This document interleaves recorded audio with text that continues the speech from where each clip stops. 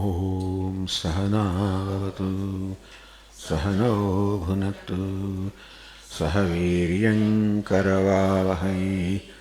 तेजस्विनावधीतमस्तु मा विद्विषावहै।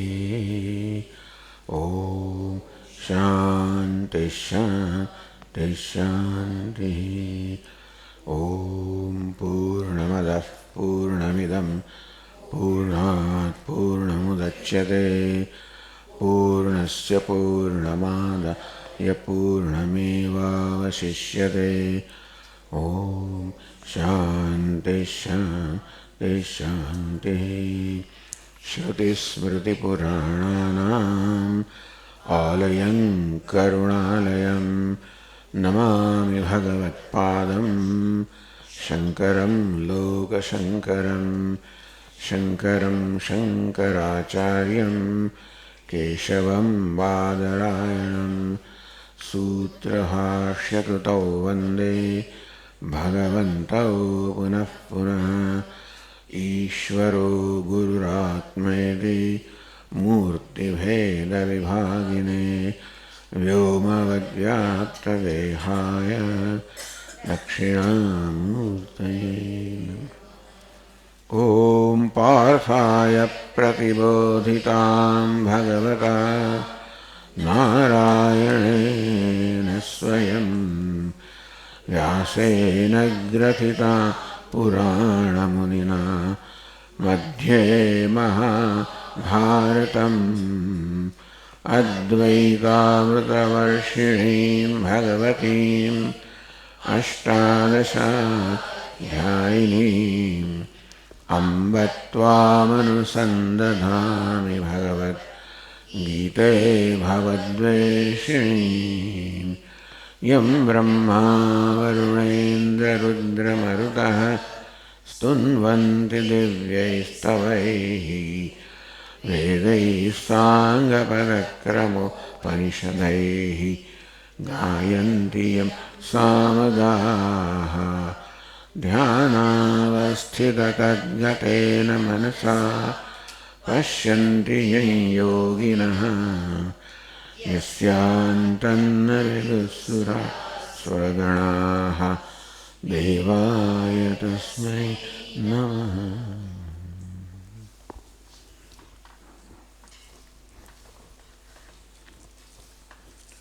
न प्रहृष्येत् प्रियं प्राप्य नोद्विजेत् प्राप्य चाप्रियम् स्थिरबुद्धिरसम्मूढः ब्रह्मविद् ब्रह्मणि स्थितः।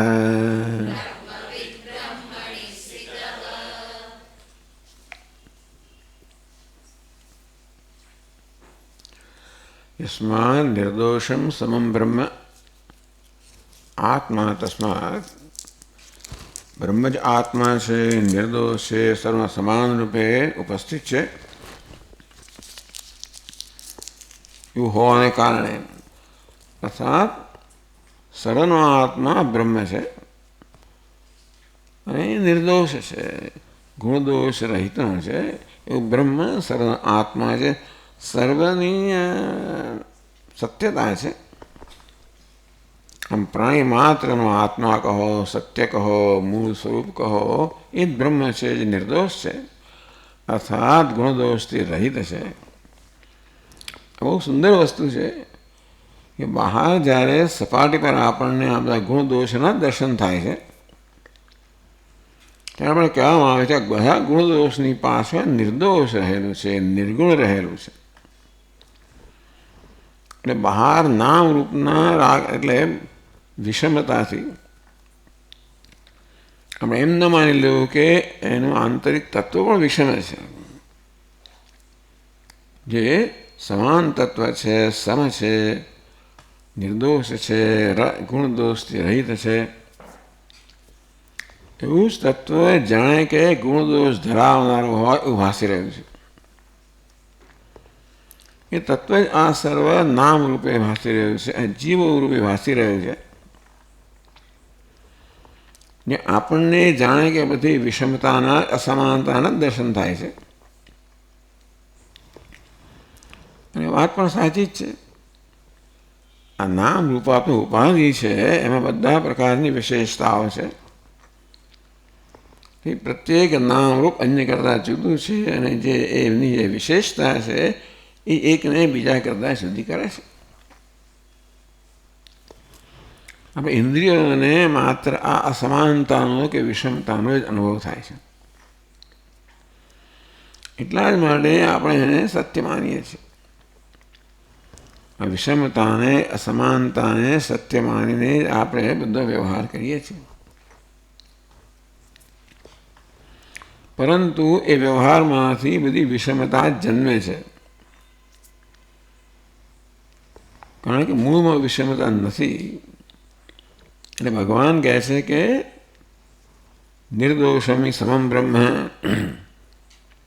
બ્રહ્મ નિર્દોષ છે. યસ્માન નિર્દોષમ સમમ બ્રહ્માત્મા, કારણ કે જે બ્રહ્મ છે એ આત્મા છે, નિર્દોષ છે, સર્વમાં સમાન છે. એટલે કે જ્યારે આપણને અસમાનતાના જ દર્શન થાય છે, વિષમતાના દર્શન થાય છે, ત્યારે પણ સત્ય તો સમાન જ છે. શેને સત્યતા આપીને આપણે વ્યવહાર કરવો જોઈએ. બહાર જે અસમાનતા કે વિષમતા દેખાય છે એને સાચી મને વ્યવહાર કરવો જોઈએ, એવું આપણે કરીએ જ છીએ. ભગવાન કહે છે કે એ અસમાનતા કે વિષમતા સત્ય નથી. જે સમાન છે એ નિર્દોષ છે, એ જ વાસ્તવમાં બધી વિષમતા ધારણ કરીને ભાષી રહ્યું છે. ક્યાંક વિષમતા છે ખરી, એ વેશમાં છે, ઉપાધિમાં છે. વેશ ધારણ કરનાર જે છે પરમાત્મા એ સર્વમાં સમાન છે. કીડીથી માણીને બ્રહ્મા સુધીના જેટલા જીવો છે, આ બ્રહ્મ પીલકાદી, એ બધા જીવોમાં પણ પરમાત્મા સમાન રૂપે રહેલા છે. હોવાને કારણે તસ્માત એટલે કહે છે ન પ્રહૃષ્યેત પ્રિયમ પ્રાપ્ય ન ઉદ્વજેત પ્રાપ્ય ચાપ્રિયમ. પ્રિયમ પ્રાપ્ય ન પ્રહૃષ્યેત, અપ્રિયમ પ્રાપ્ય ન ઉદ્વિજેત.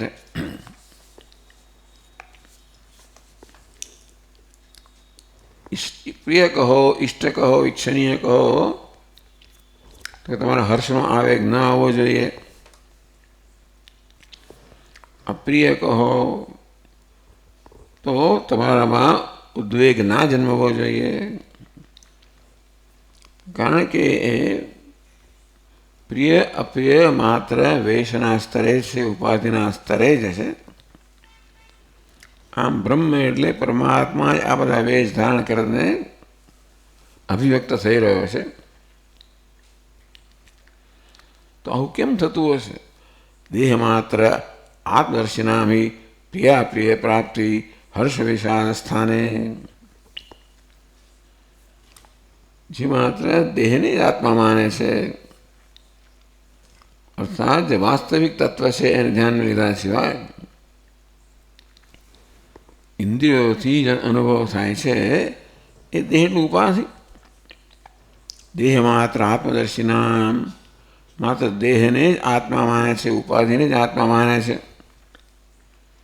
પ્રિયા પ્રિય પ્રાપ્તિ, જરૂર એમના માટે પ્રિય પ્રાપ્તિ હર્ષ જન્મ આવે, અપ્રિય પ્રાપ્તિ વિષાદ જન્મ આવે.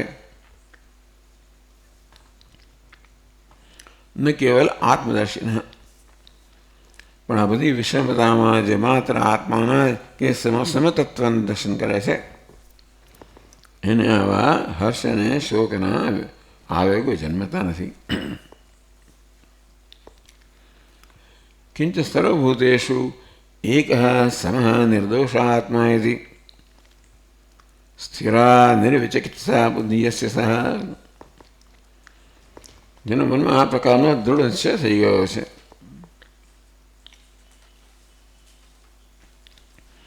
સર્વભૂતેષુ પ્રાણી માત્રમાં સમાન નિર્દોષ એક જ આત્મા છે, એ સમાન છે, નિર્દોષ છે. એવા આત્મામાં જેની બુદ્ધિ સ્થિર છે, એ હું છું, એ સર્વના આત્મા છે, એ જ સત્ય છે. એ પ્રકારનો જેનો નિશ્ચય છે, સ્થિર નિશ્ચય છે. સ્થિર બુદ્ધિ અસમૂઢ. કારણ કે ત્યાં વિષમતાને સત્ય માનવા આવે ત્યાં ક્યારેય બુદ્ધિ સ્થિર ના રહી શકે. આપણને સપાટી પર કે નામ રૂપના સ્તરે દેખાય છે એ તો બધું અસમાન જ છે. તેથી જ્યાં સુધી એને સત્યતા આપવામાં આવે કે મહત્વ આપવામાં આવે તેથી મનમાં અસમાનતા રહેવાની, ક્યારે સ્થિરતા નથી રહેવાની.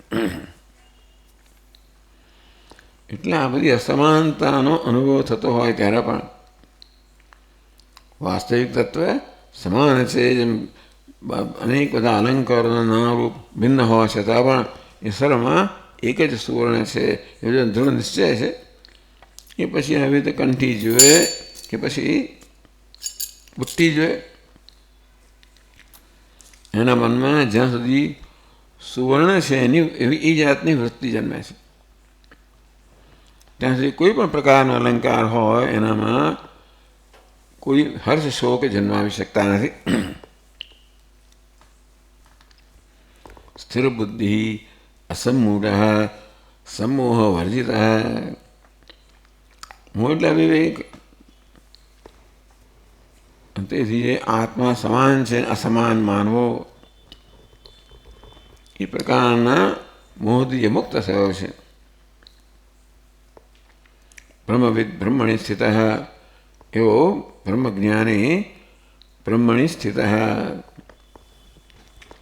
ટૂંકમાં ઇન્દ્રિયોના સ્તરે અસમાનતાનો અનુભવ થતા હોવા છતાં પણ જે એની સમાનતાના નિશ્ચયમાંથી વિચલિત થતો નથી. જેમ કે આ બધા અલંકારોમાં નામરૂપના સ્તરે ભિન્નતા જણાવી છતાં પણ આ સર્વ સુવર્ણ છે એ પ્રકારની મતિમાંથી જે નિશ્ચલિત થતો નથી. એટલે આ તો દૃષ્ટાંત જ છે. અહીં તો બધાને સોનું દેખાય છે, સોની આત્મા ક્યાં દેખાય છે? નામરૂપ દેખાય છે. અહીં તો નામરૂપ પણ દેખાય છે અને સુવર્ણ પણ દેખાય છે. એ તમારો દૃષ્ટાંત બરાબર છે. માટીનો ઘડો અને ભાઈ કટોરો એનું ઠીકરું આ બધા માટી દેખાય છે ને. આપણે જ્યારે નામ અનુભવ કરીએ ત્યારે આત્મા ક્યાં દેખાય છે? તમે આનું દૃષ્ટાંત આપીને આત્મા વિશે નિર્ણય કરો છો. એ દૃષ્ટિગોચર નથી. એ દૃષ્ટિગોચર છે એનું દૃષ્ટાંત લઈને તમે દૃષ્ટિગોચર નથી એના વિશે નિર્ણય કરો છો, યોગ્ય છે? તો શું આત્મા દૃષ્ટિગોચર નથી? શું એ બધા નામરૂપના અનુભવમાં જેવી રીતે અલંકારના અનુભવમાં સુવર્ણનો અનુભવ રહેલો છે તેવી રીતે શું નામરૂપના અનુભવમાં આત્માનો અનુભવ રહેલો છે કે નહીં?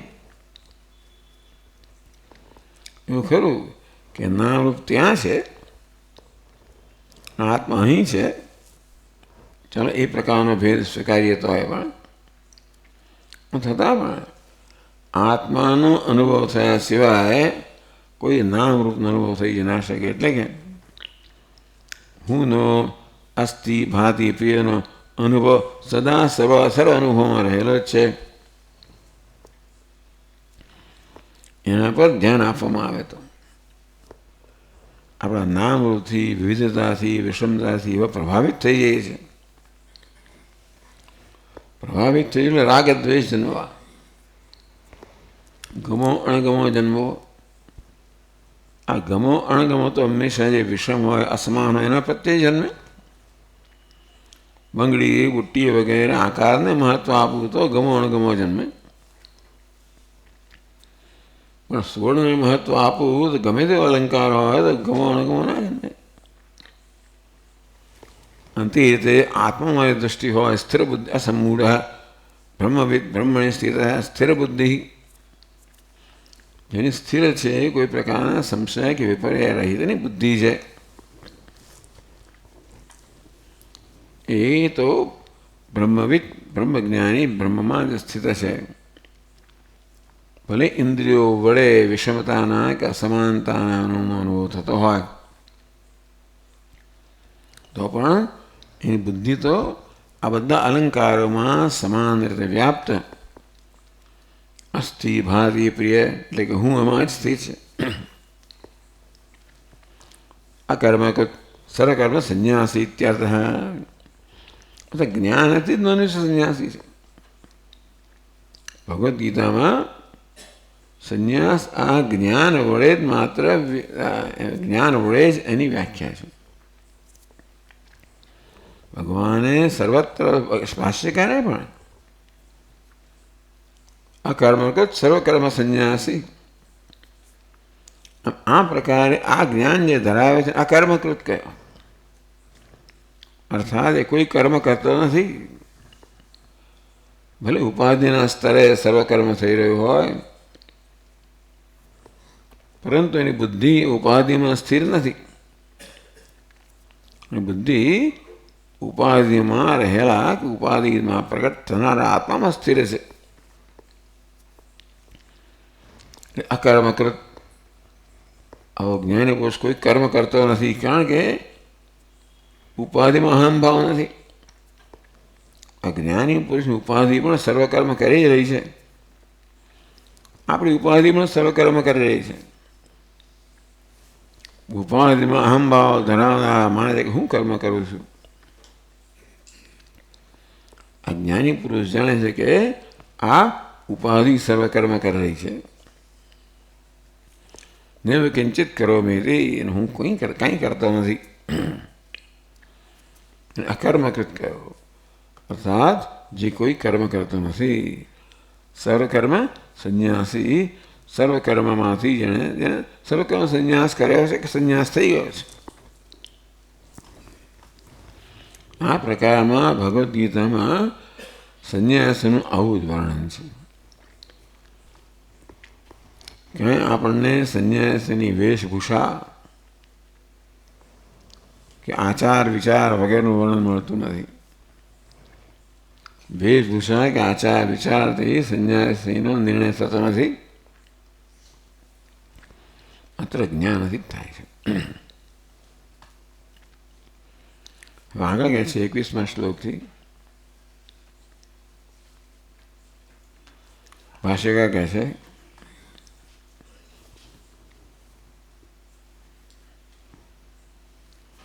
શબ્દાદિ વિષય પ્રીતિ પ્રતિબંધા ન કશ્ચિત બ્રહ્મણી સ્થિતિ સિદ્ધેત. પ્રશ્ન કરવામાં આવ્યો, બધા લોકોને આ વિષયમાં પ્રીતિ હોય છે. પ્રીતિનો રાગ દ્વેષ સમજવો. વિષયો પણ ગમે કે ન ગમે, આ ગમા બહુ વ્યવસ્થિત હોય છે. એ હોવાને કારણે તમારી બુદ્ધિ સ્થિર કેમ થઈ શકે? ન કશ્યપી, કોઈને પણ બ્રહ્મા આ બધા નામ રૂપમાં જ આપણી બુદ્ધિ સ્થિર છે. એની ઉપજતા રાગ દ્વેષથી આપણે પ્રભાવિત છે. પ્રશ્ન કરવામાં આવે છે, એવું હોઈ શકે કે કોઈની બુદ્ધિ બ્રહ્મમાં સ્થિર છે? ભાષ્યકાર કહે છે, કિંચ બ્રહ્મણી સ્થિત.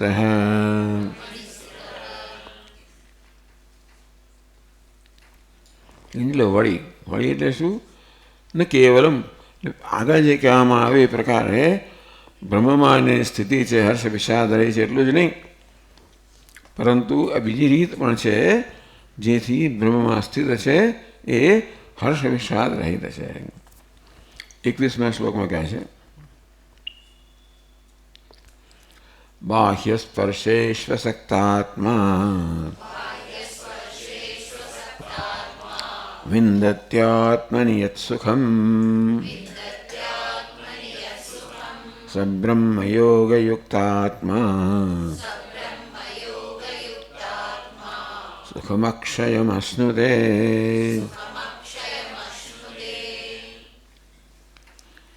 બાહ્ય સ્પર્શેશુ, બાહ્ય સ્પર્શ એટલે બહારના વિષયો. અસક્ત આત્મા, આત્મા એનો અર્થ અંતઃકરણ, અંતઃ કે મન બહારના શબ્દમાં, સ્પર્શમાં, વિષયોમાં અસક્ત છે, આસક્તિથી રહિત છે.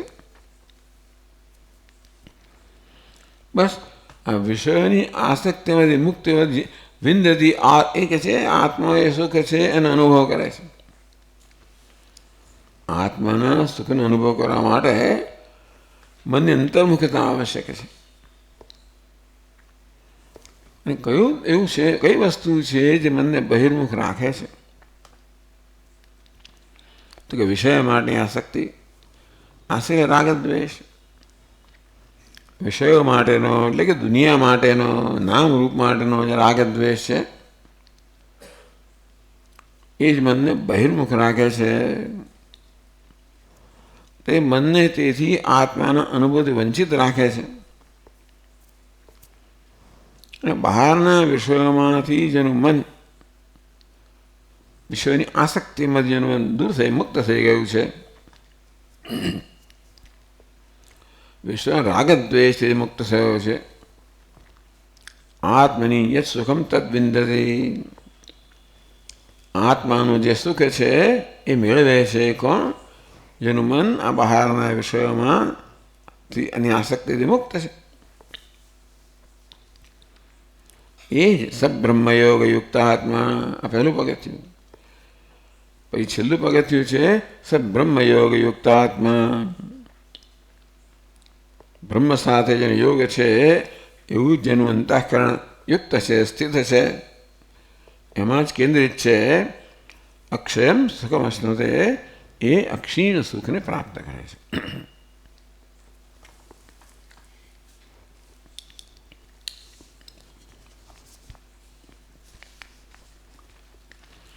યાવદ યાવદ વિષયેષુ રાગરૂપમ આવરણ નિવર્તતે તાવત તાવત આત્મસ્વરૂપ સુખમ અભિવ્યક્તમ ભવતી. આનંદગીરી લખે છે યાવદ યાવદ વિષયેષુ રાગરૂપમ આવરણ નિવર્તતે. જેમ જેમ વિષયોમાં જે રાગ છે એ રાગરૂપી આવરણ છે જેમ જેમ નિવૃત્ત થાય છે, અર્થાત વિષયોમાંથી જેમ રાગ દૂર થતો જાય છે, તેમ તેમ આત્મ સ્વરૂપ આત્મ સુખનો અનુભવ થાય છે. આમ બહારના વિષયનો રાગ છે કે દ્વેષ છે એ આપણને આત્મ સુખના અનુભવથી વંચિત રાખે છે. બહારના વિષયોમાં રાગ દ્વેષ છે જેમ જેમ મન મુક્ત થતું જાય છે તેમ તેમ આત્માના સુખનો અનુભવ કરતું થાય છે.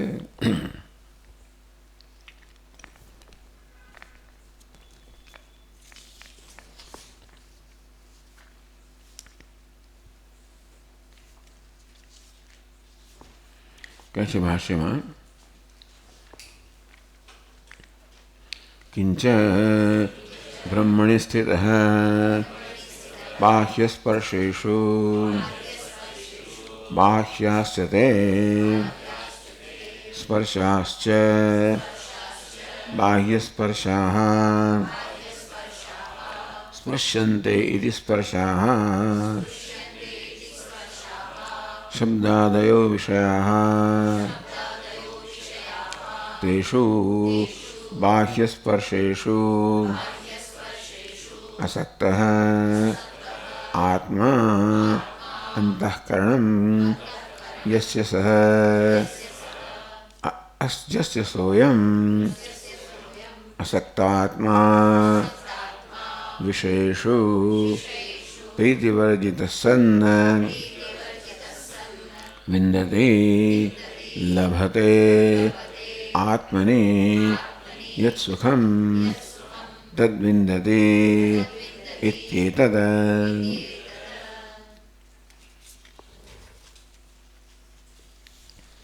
કિંચ વળી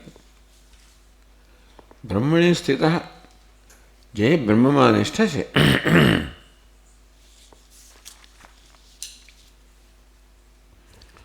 બહારના સ્પર્શથી જેની આસક્તિ મુક્ત છે. બાહ્ય સ્પર્શેશુ અસક્ત આત્મા.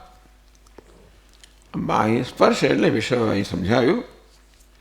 બાહ્ય સ્પર્શેશુ બહારના સ્પર્શમાં, બાહ્યાસતે સ્પર્શાહ, જે બહાર પણ છે અને સ્પર્શ પણ છે. સ્પૃશ્યંતે સ્પર્શાહ, સ્પૃશ એટલે અડકવું, અનુભવવું. સ્પૃશ્યંતે સ્પર્શાહ, જેનો અનુભવ થાય છે એને સ્પર્શ કહેવામાં આવ્યો. એટલે અનુભવના વિષયો છે, ઇન્દ્રિયોના વિષયો શબ્દાદય. આમ શબ્દ સ્પર્શ રૂપ ગંધ જે ઇન્દ્રિયોના વિષયો છે, અને એમ કહેવાય કે ઇન્દ્રિયોને સ્પર્શે છે, ઇન્દ્રિયોનો અનુભવ કરે છે, એમનું વિષયીકરણ કરે છે, એ રીતે સ્પર્શે છે. એટલે જેને સ્પર્શ કરવામાં આવે છે એને સ્પર્શ કહેવામાં આવે. એટલે સ્પૃશ્યંતે સ્પર્શાહ, જેનો સ્પર્શ કરવામાં આવે છે એને સ્પર્શ કહેવામાં આવે. આમ સ્પર્શ એટલે અડકવું. સ્પર્શનો વિષય અનુભવવું, સ્પર્શનો શબ્દ અર્થ અનુભવવું. અનુભવની પણ જે અનુભવાય છે તે સ્પર્શાહ, એટલે કે જે અનુભવનો વિષય છે, જે વિષયો છે, સ્પર્શાહ. શબ્દાદયો વિષયા, ઇન્દ્રિયના વિષયો, શબ્દ સ્પર્શ વગેરે જે ઇન્દ્રિયનો વિષય છે, ઇન્દ્રિયો જેમને સ્પર્શ કરે છે, ઇન્દ્રિયો જેમનો અનુભવ કરે છે, એ અનુભવના વિષયોને સ્પર્શ કહેવામાં આવે. એમાં રાગ શબ્દાદય, શબ્દ સ્પર્શ રૂપ રસગંધ. એમાં બાહ્ય સ્પર્શ તેષુ, એટલે બાહ્ય સ્પર્શેશુ, જે બાહ્ય પણ છે અને સ્પર્શના વિષય છે, અનુભવના વિષય છે. એમાં બાહ્ય વિષયોમાં, ઇન્દ્રિયના વિષયોમાં બાહ્ય સ્પર્શ અસક્ત આત્મા. આત્મા અંતઃ એટલે અસક્ત આત્મા અંતઃકરણમ યશ સહ, જેનો આત્મા કહો, અંતઃકરણ કહો, એ અસક્ત છે, આસક્તિથી રાગદ્વેષથી મુક્ત છે. આમ આસક્તિ રાગદ્વેષમાં પરિણમતી હોય છે. આમાં આસક્તિ હોય, વિશેષ પ્રેમ હોય, તો પછી બીજી વસ્તુ જે મને આના અનુભવ વંચિત રાખે એના પર દ્વેષ જન્મવાનો છે. કે પછી આનો અનુભવ થાય ત્યારે આનો અનુભવ ના થાય, અને તેથી આના પ્રત્યે દ્વેષ જન્મે. આ એક જગ્યાએ રાગ હોય તો બીજી જગ્યાએ દ્વેષ જન્મવાની પૂરી સંભાવના છે. આવા બાહ્ય સ્પર્શેશુ અસક્ત આત્મા, એનું અંતઃકરણ બહારના વિષયોની આસક્તિથી મુક્ત છે. આસક્તિ કહો, પ્રીતિ કહો, બહારના વિષયોની પ્રીતિથી રહિત છે, મુક્ત છે. હું કેમ થયું? બહારના વિષયોની પ્રીતિથી મુક્ત, બહારના વિષયોની આસક્તિથી મુક્ત. તો એને શું લાભ થાય છે? વિંદતી લભતે આત્મની યત સુખમ.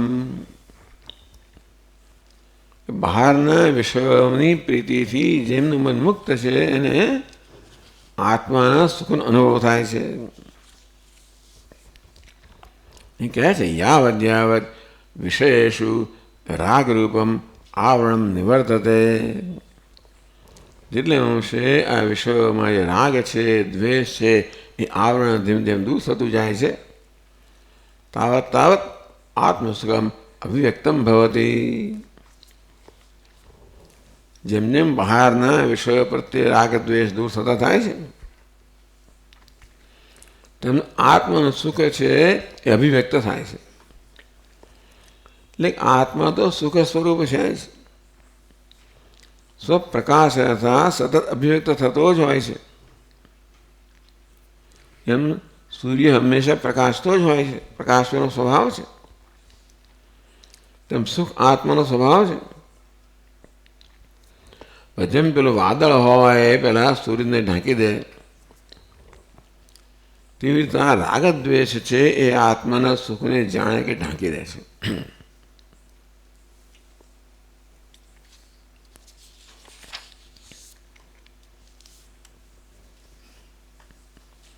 વિષયેષુ પ્રીતિવર્જિત સન, વિષયની પ્રીતિ કહો, વિષયમાં રાગદ્વેષ કહો, એ જ મનને બહિર્મુખ રાખે છે, વિષયો પ્રત્યે દોરાયેલું રાખે છે. અને જે મન વિષયો પ્રત્યે દોરાયેલું છે સ્વાભાવિક છે કે આત્માના અનુભવથી વંચિત રહે છે. એટલા માટે કહ્યું કે વિષયોની પ્રીતિથી જેનો મુક્ત છે અને મન અંતર્મુખ રહેવાનું. આમ અંતર્મુખતા મનનો સ્વભાવ છે. આ વિષયોની પ્રીતિ છે એ મનને બહાર ઘસડી જાય છે. એ રીતે મનને આત્માના સુખના અનુભવ વંચિત રાખે છે. અને જેટલે અંશે વિષયોની પ્રીતિ ઘટતી જાય તેમ તેમ અંતર્મુખતા વધતી જાય. વિષયેષુ પ્રીતિવર્જિતસ્સન વિંદતી લભતે, આ વિષયોની પ્રીતિમાંથી જેમ જેમ મન મુક્ત થતું જાય તેમ તેમ આત્માનું સુખ છે પ્રાપ્ત થતું જાય.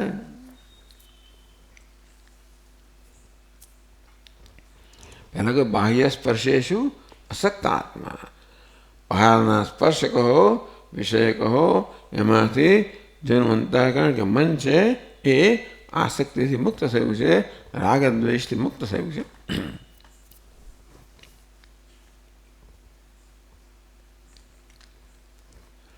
વિંદતી લભતે આત્મનિયત સુખમ, એ આત્માનું જે સુખ છે એને પ્રાપ્ત કરે છે. આ પહેલું પગથિયું. પછી કહે છે સહ બ્રહ્મયોગયુક્તાત્મા બ્રહ્મણિ યોગ સમાધિ બ્રહ્મયોગ તેન બ્રહ્મયોગેન યુક્ત સમાહિત તસ્મિન વ્યાપૃત આત્મા અંતઃકરણમ યસ્ય સહ બ્રહ્મયોગયુક્તાત્મા સુખમ અક્ષય્યમ અશ્નુતે પ્રાપ્નોતિ.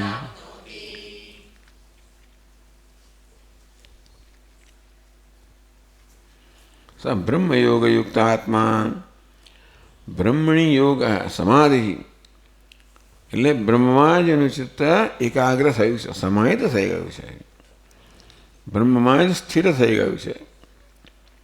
તેને બ્રહ્મયોગે યુક્ત, આ બ્રહ્મયોગ ધરાવનારો જેનું ચિત્ત બ્રહ્મમાં નિષ્ઠ છે, સ્થિત છે, એવી સ્થિતિ ધરાવનારો. તસ્મિન વ્યાપૃત અંતઃકરણમ આત્મા યસ્ય સહ, આવી રીતે બ્રહ્મમાં યોગનો અર્થ સમાધિ કર્યો તો બ્રહ્મમાં એકાગ્રતા, બ્રહ્મમાં લીનતા, એમાં જેનું ચિત્ત વ્યાપૃત છે, એનું ચિત્ત ત્યાં જ વ્યાપાર કરે છે, ચિત્ત એમાં જ લીન છે, એને બ્રહ્મ યોગ યુક્તાત્મા કહેવામાં આવ્યો. બ્રહ્મ સાથે યોગ થયો છે, જોડાણ થયું છે, જેનું અંતઃકરણ આ પ્રકારે બ્રહ્મ સાથેના જોડાણ ધરાવનારું છે. તેથી બ્રહ્મમાં જ જેનું ચિત્ત રમણ કરે છે, સ્થિત છે.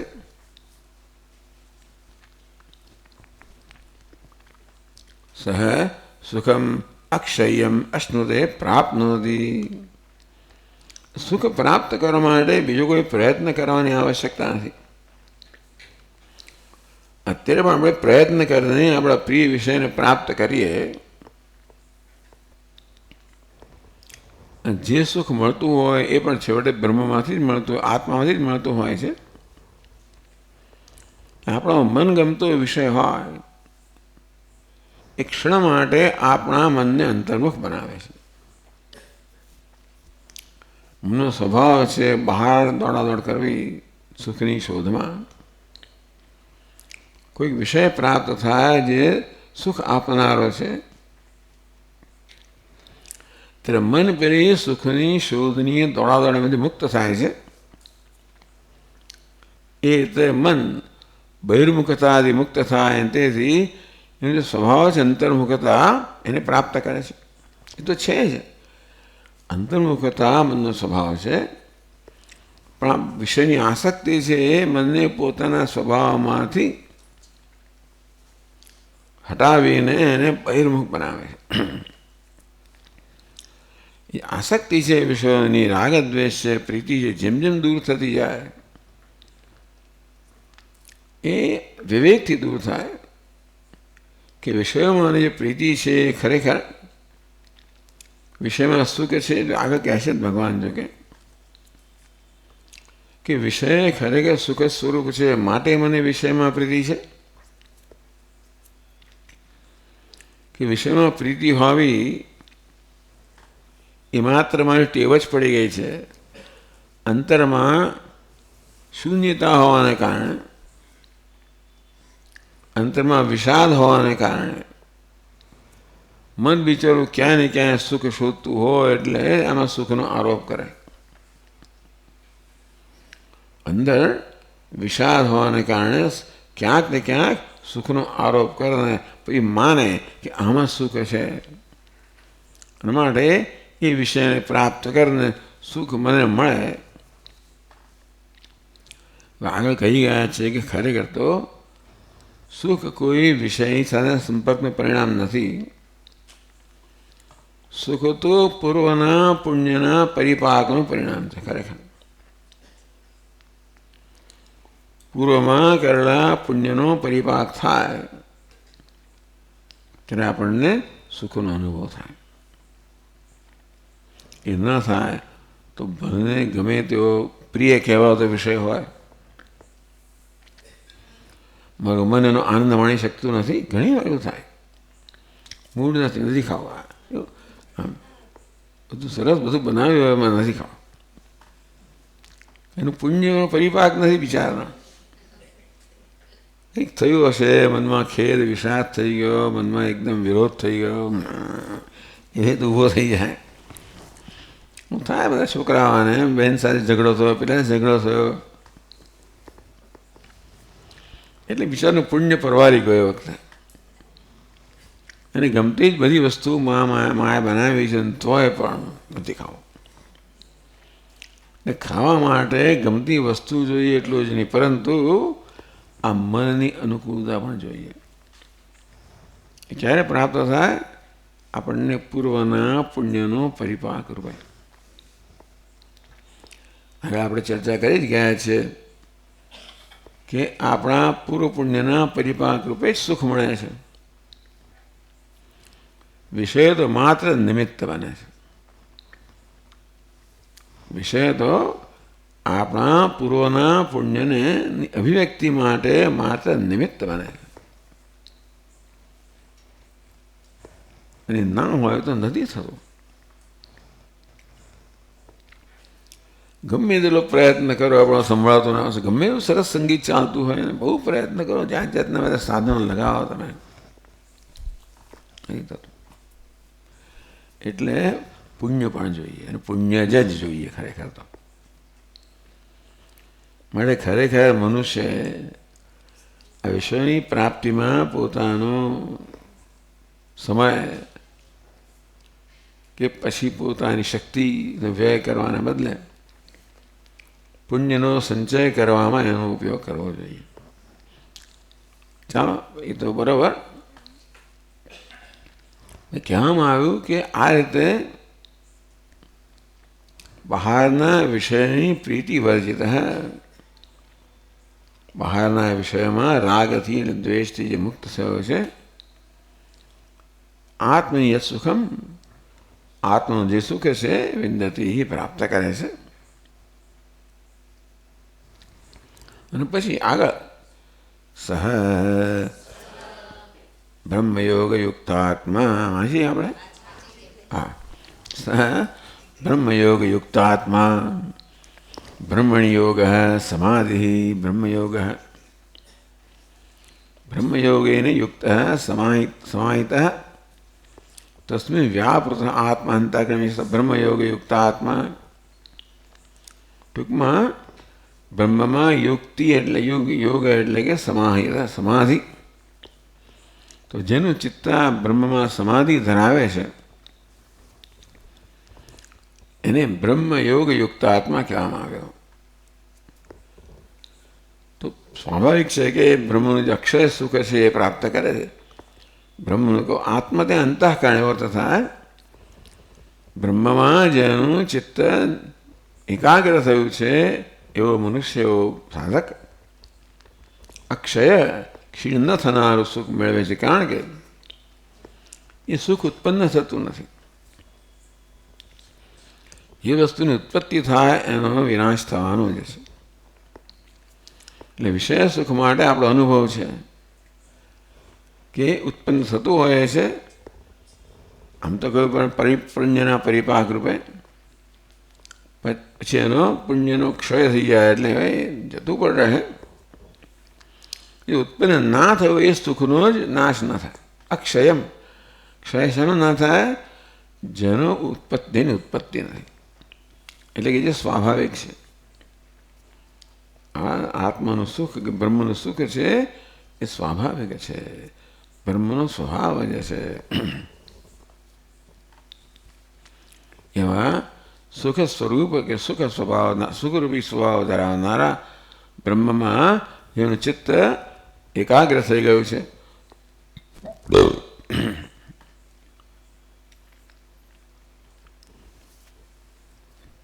બ્રહ્મ યોગ યુક્ત આત્મા અક્ષયમ સુખમ અશ્નુતે. એ ક્ષીણ ન થનારું સુખ ભોગવે છે. એ સુખ ઉત્પન્ન થતું નથી માટે ક્ષીણ થતું નથી. એ હંમેશા છે, છતાં પણ જ્યાં સુધી આપણું મન બહિર્મુખ હોય છે ત્યાં સુધી જે છે એનો પણ અનુભવ કરી શકતા નથી. એટલે આપણે માત્ર ચિત્તને ત્યાં આગળ કેન્દ્રિત કરવાની જરૂર છે. સુખ છે, ચિત્તને બહિર્મુખતાથી જેમ મુક્ત કરીએ તેમ તેમ એ અંતર્મુખ બને. એને જે સુખ છે જેનો અનુભવ કરે. બ્રહ્મયોગ યુક્તાત્મા સુગમ અક્ષયમ અશ્નુતે. ક્ષીણ ન થનારું એવું સુખ ભોગવે છે. એટલા માટે શું બોધ લેવાનો ભાષ્યકાર કહે છે? તસ્માत् બાહ્ય વિષય પ્રીતે ક્ષણિકાયાઃ ઇન્દ્રિયાણિ નિવર્તયેદ આત્મનિ અક્ષય સુખાર્થી ઇત્યર્થઃ. આત્મનિ અક્ષય સુખાર્થી. તો આત્માનો જે અક્ષય સુખ છે અર્થી, એ ચાહનારો, એ ઈચ્છનારો, જેને આત્માના અક્ષય ક્ષીણ ન થનારા નિત્ય સુખની ઈચ્છા છે, જે ઈચ્છે છે, એણે બાહ્ય વિષય પ્રીતે, આ બહારના વિષયની પ્રીતિ જે ક્ષણિક સુખ આપનારી છે એમાંથી પોતાની ઇન્દ્રિયોને ખેંચી લેવી જોઈએ. અર્થાત ઇન્દ્રિયો એ પ્રકારે આપણે ધીમે ધીમે કેળવવી જોઈએ. મનને કેળવવું જોઈએ. ખરેખર તો ઇન્દ્રિયોને એટલે કે મન તરત દોડી આવે, જરાક સુખ દેખાય એટલે ભાગે. ત્યાં આ મનને કેળવવાની જરૂર છે કે ભાઈ તું દોડીશ નહીં, ભાગીશ નહીં. આ બધું સુખ જે પ્રાપ્ત થાય છે ક્ષીણ પણ થાય જ છે. માટે બહારના કોઈ વિષયોની અંદર અક્ષીણ સુખ નથી. એ માત્ર સુખનો આભાસ રહે છે. વાસ્તવિક સુખ તો આત્માનો સ્વભાવ છે. એ પ્રકારે એ મનને એ પ્રકારે વિવેકથી આપણે સમજાવીએ અને સાથે સાથે આપણે એને અંતર્મુખ બનાવવાનો પૂરો પ્રયત્ન પણ કરીએ. એટલે કે એકાગ્રતાનો આપણે અનુભવ એ પ્રયત્ન કરીએ અને એ રીતે મનને આંતરિક સુખ ચખાડીએ. માત્ર વાત કરવાથી મન માનવાનું નથી. મન એવી વસ્તુ છે ને અનુભવ જોઈએ. એટલે આપણે મનને એ આંતરિક સુખનો, આત્માના સુખનો અનુભવ કરાવવો જોઈએ. તો જ પેલું માનશે. શરૂઆતમાં આપણે વિવેકથી સમજાવ્યું, સમજશે ખરું, પણ છેવટે પેલી મધમાખી જ્યાં મધ ત્યાં જ જાય તેવી રીતે આ મન પણ જ્યાં સુખ હોય ત્યાં જ જાય.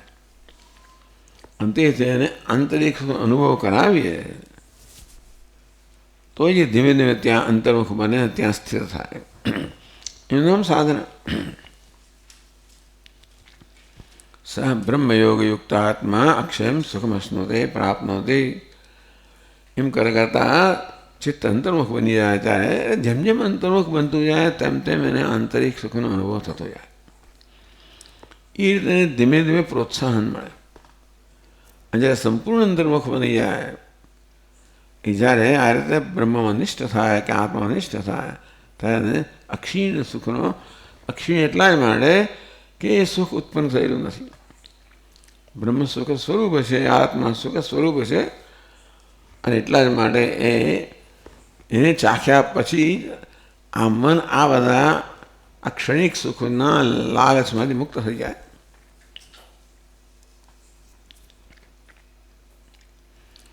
તસ્માદ બાહ્ય વિષય પ્રીતે ક્ષણિકાયા ઇન્દ્રિયાણી નિવર્તયેત. બાહ્ય વિષય પ્રીતે ક્ષણિકાયા. બહારના વિષયોની પ્રીતિ ક્ષણિક છે. એટલે વિષય જ ક્ષણિક છે. ભાષ્યકાર કહે છે બાહ્ય વિષય પ્રીતે ક્ષણિકાયા. બહારના વિષયોની પ્રીતિ આસક્તિ કહો એ ક્ષણિક છે. કારણ કે બહારના વિષયનું સુખ ક્ષણિક છે. તેથી એની આસક્તિ ક્ષણિક હોવાની. ઇન્દ્રિયાણી નિવર્તે. ત્યાંથી ઇન્દ્રિયોને નિવૃત્ત કરવી જોઈએ. કોણે? આત્માની અક્ષય સુખાર્થી. આત્માના અક્ષય સુખની ઈચ્છા રાખનારે બહારના આવી રીતે ક્ષણિક સુખ છે એમાં પ્રીતિ છે. અત્યાર સુધી આપણે એ મન એણે જ અનુભવ કર્યો છે ને. મનને આત્માના સુખનો અનુભવ નથી. આખી જિંદગી એણે માત્ર વિષયના સુખનો જ અનુભવ કરેલો છે. અને ત્યાં સુખ છે એવો એનો નિશ્ચય છે. એને કારણે વારંવાર ત્યાં જ દોડી જાય છે. અને તેથી એને એમાંથી મુક્ત કરીને અંતર્મુખ બનાવીને એને આત્માના સુખનો અનુભવ કરાવવો એ મોટી સાધના છે. એકવાર મનમાં નિશ્ચય થઈ ગયો કે બહાર મન જે સુખ મળે છે ક્ષણિક છે, એ આભાસ છે, એ વાસ્તવિકતા નથી. અંતેથી આવશ્યક છે કે મન ધીમે અંતર્મુખ બને. એમ વિવેકથી મને સમજાવીને વળી પાછા પ્રયત્નથી મનને પેલા વિષયની આસક્તિમાંથી બહિર્મુક્ત મુક્ત કરીએ. એમ કરતાં કરતાં મન જેમ અંતર્મુખ બનતું જાય તેમ તેમ એને આંતરિક સુખનો અનુભવ થતો જાય. યાવત જેમ જેમ એ સુખનો અનુભવ થાય તેમ તેમ બહારના વિષયની પ્રીતિમાંથી મુક્ત થતું જાય. તેથી બહારના વિષયની પ્રીતિ જે ક્ષણિક છે એમાંથી ઇન્દ્રિયો નિવૃત્ત કરીને કોને કરવી જોઈએ? આત્માના અક્ષીણ સુખનો અનુભવ કરનાર, અનુભવ ઈચ્છનારે બહારના વિષયની ક્ષણિક પ્રીતિથી બંધ મુક્ત કરવું જોઈએ.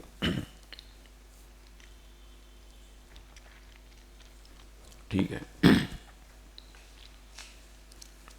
ઓમ પૂર્ણમદ પૂર્ણમિદમ પૂર્ણાત પૂર્ણમુદચ્યતે પૂર્ણસ્ય પૂર્ણમાદાય પૂર્ણમેવાવશિષ્યતે. ઓમ શાંતિ શાંતિ શાંતિ. શંકરં શંકરાચાર્યં કેશવં બાદરાયણં સૂત્રભાષ્યકૃતૌ વંદે ભગવन्तौ પુનઃ પુનઃ. ईश्वरो गुरुरात्मेति मूर्तिभेदविभागिने देहाय दक्षिणामूर्तये नमः. ॐ शान्ति शान्ति शान्तिः. हरिः ॐ श्री गुरुभ्यो नमः. हरिः ॐ.